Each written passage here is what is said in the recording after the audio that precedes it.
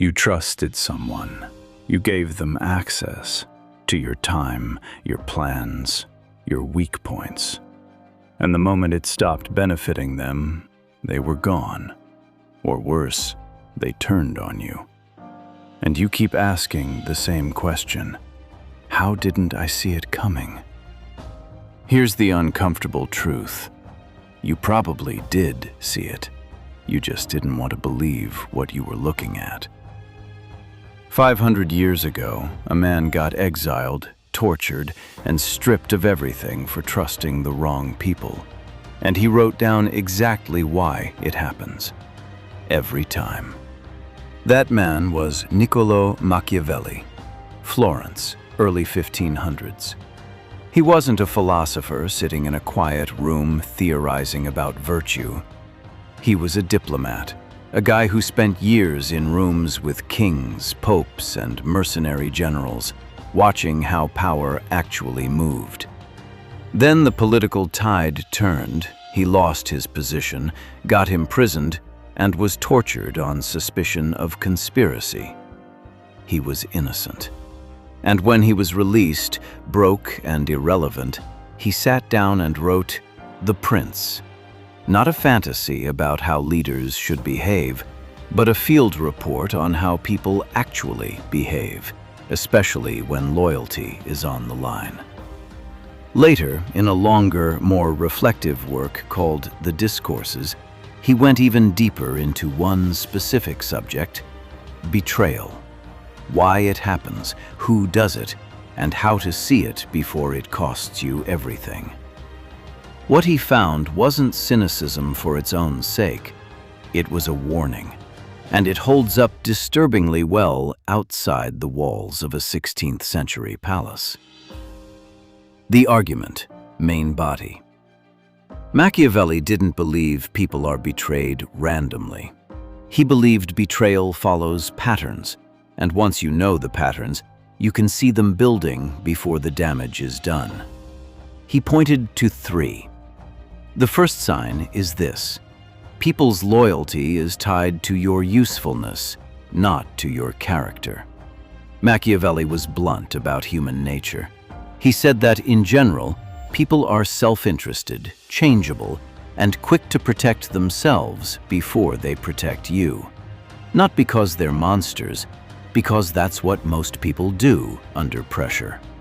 He observed that men will promise you everything when there's no cost to the promise. They'll swear loyalty.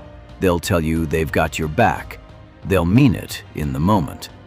But the second there's danger, the second loyalty actually costs something, money, safety, reputation, a large percentage of those people quietly disappear. He wasn't saying everyone is fake. He was saying don't confuse comfortable loyalty with tested loyalty. Words cost nothing. He trusted actions under pressure, not promises in good weather. The second sign is one people miss constantly. The threat rarely comes from your enemies. It comes from people inside your circle. In the Discourses, Machiavelli studied conspiracies obsessively, real ones, historical ones, palace coups and assassination plots. And he noticed something consistent. Outsiders can't get close enough to hurt you badly. They don't have access. The people who actually have the power to damage you are the ones you let in. The expert, the friend, the partner, the person who knows your schedule, your weaknesses, your plans. Betrayal isn't usually a stranger's move, it's an insider's move, because only an insider has the opportunity. He wasn't telling rulers to trust no one, he was telling them the closer someone is, the more scrutiny that closeness deserves, not less. The third sign is the deepest one, and it's the one people resist emotionally. Machiavelli argued that loyalty driven by affection is fragile, but loyalty driven by necessity is durable. If someone stays loyal to you only because they like you, that bond breaks the moment liking you becomes inconvenient.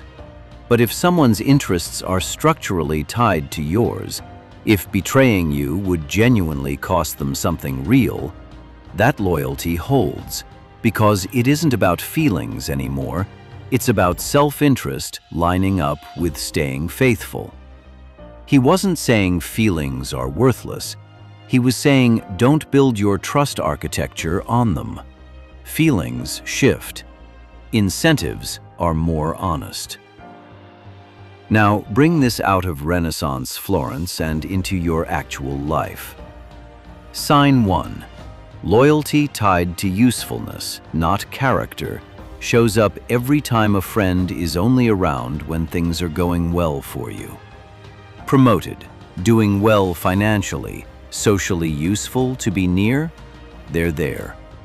Struggling, need something real, no longer fun, suddenly busy. That's not bad luck. That's the pattern Machiavelli described, playing out in your group chat. Sign 2. Betrayal from the inside shows up in relationships and business partnerships constantly. It's rarely the stranger online who damages your reputation. It's the business partner who knew your numbers.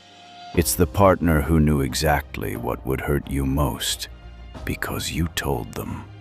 Machiavelli would say, proximity is a privilege you gave someone. Don't be shocked when the privilege gets misused. Be smarter about who earns it. Sign 3. Necessity over affection. This is the one that changes how you build relationships going forward.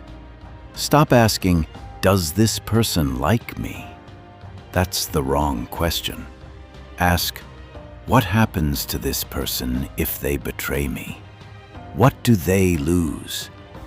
If the honest answer is nothing, you're not in a stable relationship. You're in a temporary alliance that feels stable until it isn't. Here's where people twist this and get it wrong. They hear Machiavelli talk about self-interest and conclude the lesson is trust no one, treat everyone as a potential enemy, isolate yourself, get cold. That's not what he argued, and it's actually the opposite of strategic.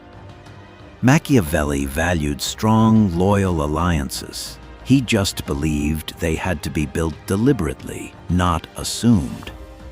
Total isolation makes you weak, not safe. A leader with no allies has no support when things get hard.